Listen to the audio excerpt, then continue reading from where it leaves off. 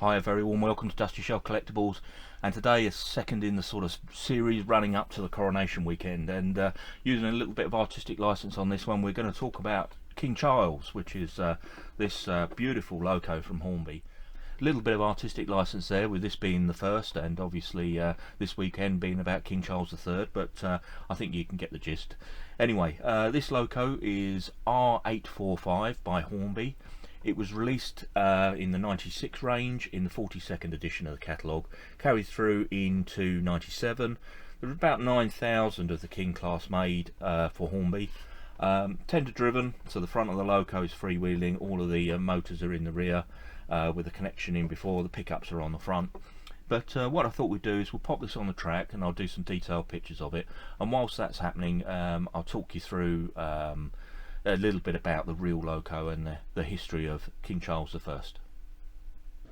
So just to touch quickly on the history of the Kings of England. So King Charles I was the House of Stuart. He met quite a grisly end, and our current king, King Charles III, is the House of Windsor. And obviously no comparisons between the two, and we'll carry on talking about the King class of Loco. So my example of the Loco isn't in particularly good condition. Looks like it's had a bit of a tough life. So we've got scratches along the top of the boiler. There's some damage around the cab. I've got damage to the front buffer beam and missing a rear buffer. So yeah, it's not in particularly good condition, but yeah, it's still not too bad, but yeah, needs a little bit of a tidy, I think, in places. Anyway, the Loco has markings underneath that lead me to believe that it's one of the last Hornby Margate Locos. You can see here, Hornby made in Britain. And then just to run through some of the bad points that I've noticed.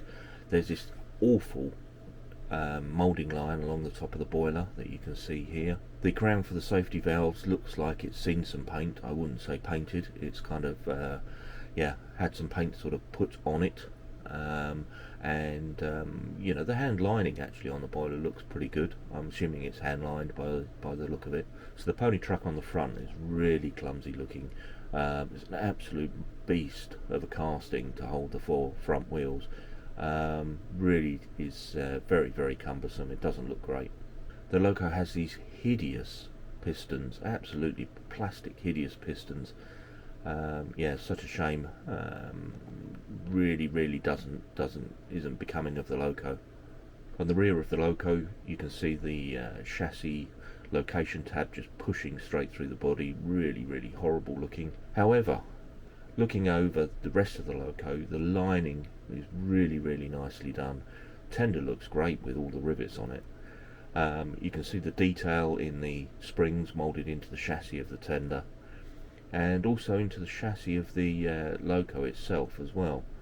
Really nice touches. It's kind of a contrast between, you know, lack of detail in places and then, you know, over detail in others.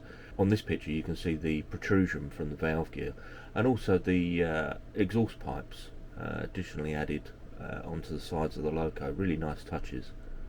Just again to show the lining and the way that the name is applied to the side of the Loco. Really nicely done.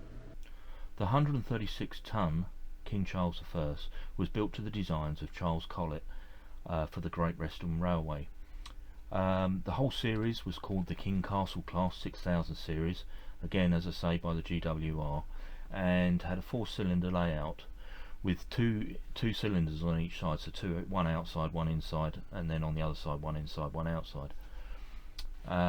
Their intention was to sort of take over from the castle locomotives that the Great Western Railway had been running, and the remit was to build the most powerful Loco in Britain, and as a result the Kings were the largest steam locomotives ever built by the GWR.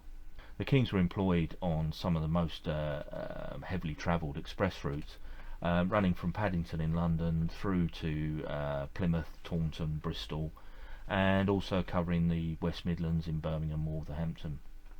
There were 30 locomotives built in 2 batches at Swindon. These were built between 1927 and 1930. There was a 31st one. This was is classed on its own as it was rebuilt after an accident. The Charles I, the Loco we have in question, was built in 1928. Our model of the Loco is in the latter days of the engine.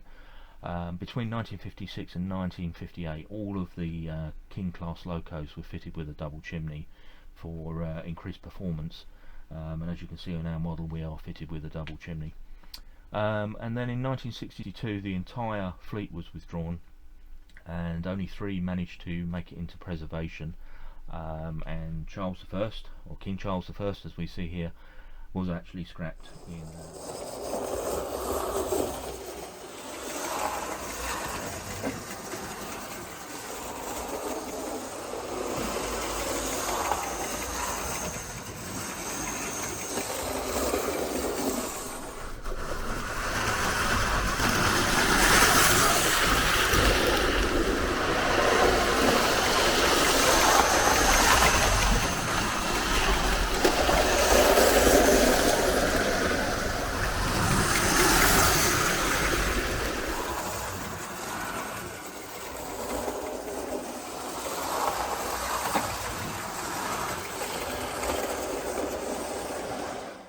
Not a bad loco, doesn't run particularly well, could do with a good old clean, I think, but it's not particularly stable on the track with that pony truck. Seems to be quite random where it's coming off, but you know, as you've seen, my layout isn't particularly smooth, so it's a little bit unfair. But it does look very clumsy on the front of the loco, though.